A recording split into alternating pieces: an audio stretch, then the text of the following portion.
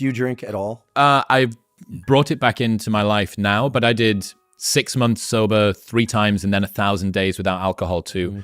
But yeah, I'm seeing right now a huge pushback against unseen, unintentional drinking. I don't tell people what to do. I give them the facts so they can make the best decisions for them. I mean, it's very clear that unless you're an alcoholic and provided you're an adult, that, 2 drinks per week maximum is about the upper threshold beyond which you're going to start getting some health that's called a warm up to a warm up in England. Yeah. So I've never been a big drinker. I don't drink. I'm lucky that it's not something that's a strong draw for me. Me too. I have friends that are recovered alcoholics, and their lives are so much better as a function of being sober. But for non-alcoholics, I mean, I think everyone should just know the health risks, especially women, where the risks for breast cancer and other types of cancers are elevated so very much.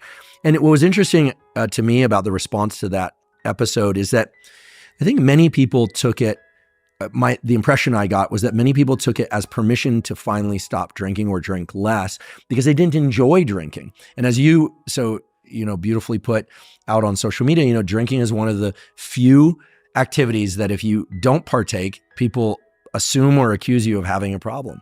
And it's just wild. I mean, like, why would that be? And I think it also once actually I was out to dinner with a colleague years ago and I declined drinking that evening. I was just talking to the visiting speaker and she said, God, that's so boring. And I thought, well, first of all, I don't have a problem saying what's on my mind without alcohol, right? I don't have a excessive GABAergic inhibition. So I'll say what I want to say, as best I can.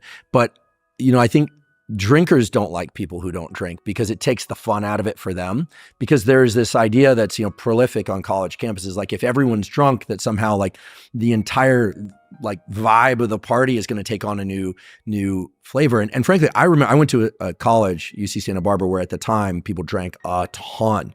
It discovered alcoholics, right? And I used to go to parties sometimes. I'd look around, I'm thinking like everyone here is just blasted. Like if anything happened. Were you drinking? Did you drink in college? Yeah, I drank in college, but not that often. I had a habit, and I don't recommend this. I had a habit of going out about once a month, and I would tie one on. Absolutely. Infrequent, but binge. Yeah, I never, my tolerance to alcohol was always such that I would get drunk quickly and then sober up really fast. So I was drinking late into the night, but then I'd sober up really fast. Now, of course, we know the sleep you get after even one drink is vastly diminished. Every single person that's got an aura or a Whoop strap or something is feeling you right now. And I think that alcohol to me never felt good. I never liked it. And it was a recipe for, there was a lot of fights. There was a lot of, there were a lot of bad stuff happens when people are drinking too much. I've run drunk driving, to say nothing of poor decision making. Yeah. I mean, to me, it just feels like there's so many better ways to have a good time that alcohol isn't necessary. But I do understand that it's a big part of many cultures. And I do understand that for many people, it's so part and parcel with relaxing and with festivities and with feeling comfortable and with drawing a boundary between the normal day and the rest of the day. That's interesting. There's a ritualistic aspect to it. Yeah, there's this sort of, it divides the day in an interesting way. So I'm not judgmental of it. But for me, I mean, I'll go to a party where people are drinking and just hang out. I'm perfectly good. Nothing good happens in nightclubs after 1 a.m. I am patient zero. I am the doctor of late night parties. Okay. Like that's one of my expertise. Nothing good happens in a nightclub. It's this sort of messy, sloppy fights and kissing people you shouldn't and stumbling all over the place and stuff. If you go out and you don't drink and you go home at 1 a.m, I think you probably get to capture about 80% of the enjoyment of the event that you would have done had you have drank, pre-drinks, gone out, done the whole thing. And I got quite a bit of pushback from a sobriety community a few years ago. I did this 1,000 days sober as a club promoter, which was, I guess, like a kind of a big deal in some regards for like pushing the sobriety community forward. But I was never doing it because I had a problem.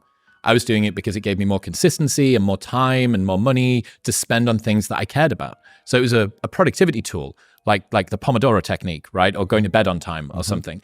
And they had a little bit of a problem. They had a big problem with the fact that I said there is something to the enjoyment of drinking on a night out. I think anybody that says alcohol has no role in improving the quality of a night out ever just hasn't been on enough good nights out, right? There are ways that it can improve, kind of loosens people up. It can reduce their inhibitions. If you want to go and dance, you're dancing at a rave or at a festival, which I think there's one going on quite close to here.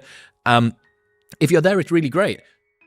But if alcohol wasn't so widely distributed, I think people would ask a lot more questions. It's like you can't see the wood for the trees, right? You don't question it. It's baked into the fabric of just human life